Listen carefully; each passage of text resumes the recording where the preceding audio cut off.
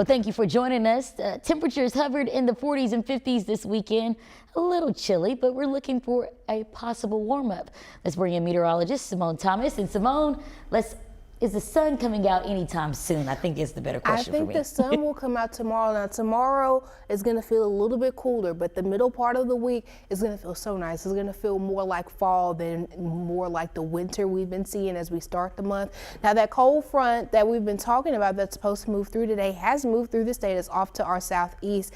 Satellite is picking up some showers across the state. I don't think they're making it to the surface as far north as what this map is showing. In fact, the rain accumulation has really stayed across southern Arkansas today with trace amounts of rain possible. Some of the highest rain totals, El Dorado and Texarkana, up to 0.06 of an inch. So really not a lot of rain to be picked up with this front moving out of our vicinity, but there's a little bit there as we continue through the next couple hours and overnight. Still very overcast through at least the midnight hour.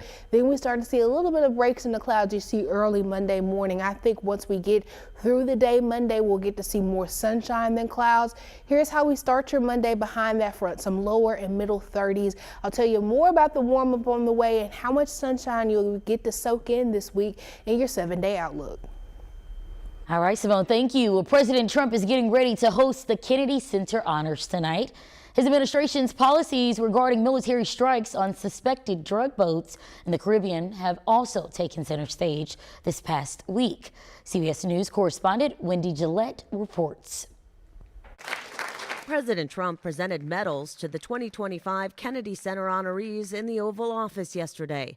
Actor and singer Michael Crawford, actor Sylvester Stallone, country music singer and songwriter George Strait, singer Gloria Gaynor, and members of the band Kiss. He's the first U.S. president to host the award show. I'm going to make a prediction. This will be the highest rated show that they've ever done. At a dinner for the honorees, the president touched on deploying National Guard troops to several U.S. cities. I said we were going to win during the campaign. We're going to stop crime. Nobody knew we were going to stop it to this extent. He did not mention the controversy his administration has been dealing with this past week, involving a U.S. military strike on a suspected drug boat off the coast of Venezuela in September. Pete Hegseth. Defense Secretary Pete Hegseth defended the military's actions at an event in California. The president has designated these as terror organizations, poisoning and threatening the American people, making them a target just like al-Qaeda. Some Democratic lawmakers are calling for Hegseth to step down after a Pentagon Inspector General report shows he did not comply with Defense Department policies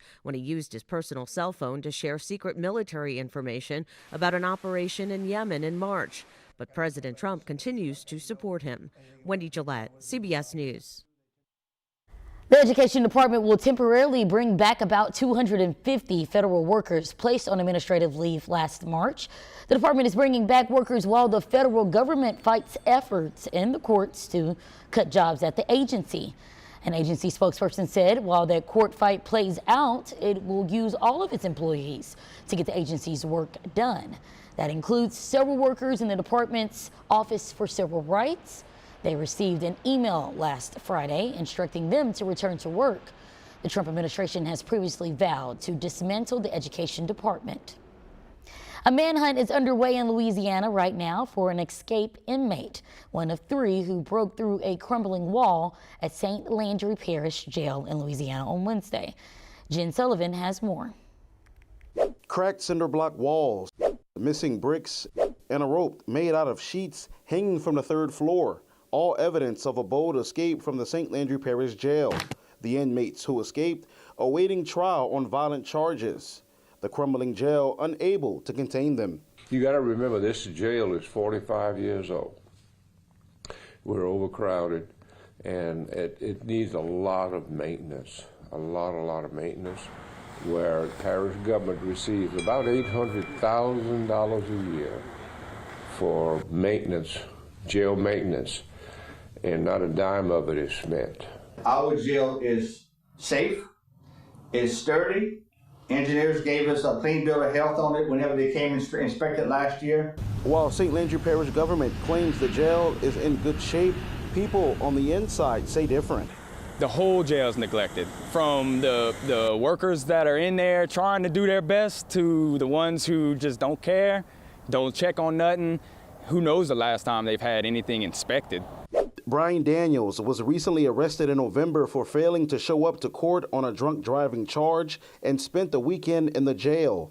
He described the facility overcome with mold, overcrowding cells, and tarp covering the roof. He's not surprised the inmates were able to so easily break out. From what I could see on that picture, it didn't look like it took them much to do it. You know, that's a good hole they made in probably a few hours, you know? So just to think about a stone wall got broken that easily can't be structurally sound. According to the State Department of Health, flu cases are rising in Arkansas. There are almost 800 lab-confirmed cases since the end of September. Nearly 300 have been reported by November 8th, with roughly 500 cases in just weeks. Now, doctors recommend that people wash coats, gloves, and backpacks frequently to help limit the spread among students. In addition, they suggest hand washing, staying home when sick, and speaking to your healthcare provider about the flu vaccine. Now, with the rise of the flu, whooping cough is also a concern as well. The state health department reports almost 490 whooping cough cases this year, and at least one person has died from a virus that for years has been controlled by an available vaccine.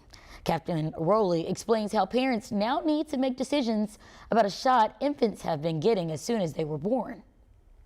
The concern is that there's now a trend to not vaccinate routinely for pertussis or for whooping cough.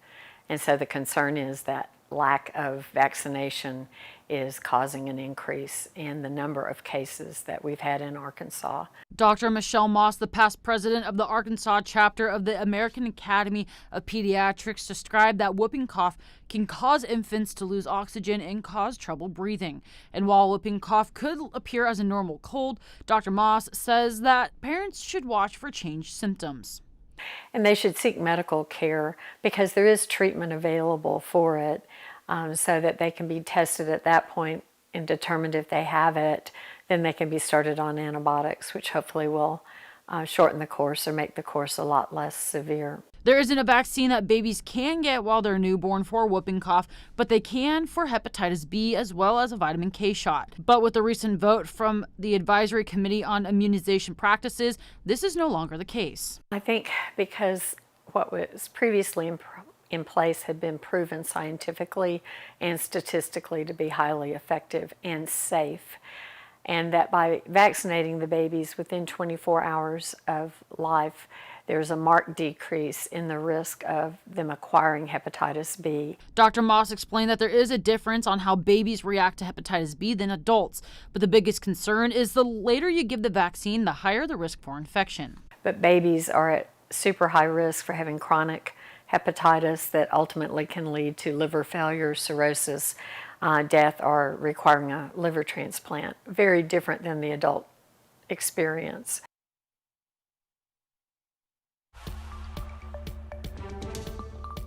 The Mosaic Templars Cultural Center is ringing in the holiday season, opening its doors for a festive family celebration. Visitors spent the day enjoying live performances, hot chocolate, arts and crafts, and of course, photos with Santa and Mrs. Claus. The event also highlighted local entrepreneurs with Arkansas-made crafts and vendors offering one-of-a-kind holiday gifts. Executive Director Keith Fletcher says it's a time for families to come together and experience the museum and the magic of Christmas. Holiday Open House is all about community. We want people to come and listen to the children. We want them to come and support local small entrepreneurs, and we want them to come out and get a chance to do some of the crafts and activities that we have going on in the museum this season. The Holiday Open House is part of the center's ongoing effort to celebrate community and share the spirit of the season with Arkansas families.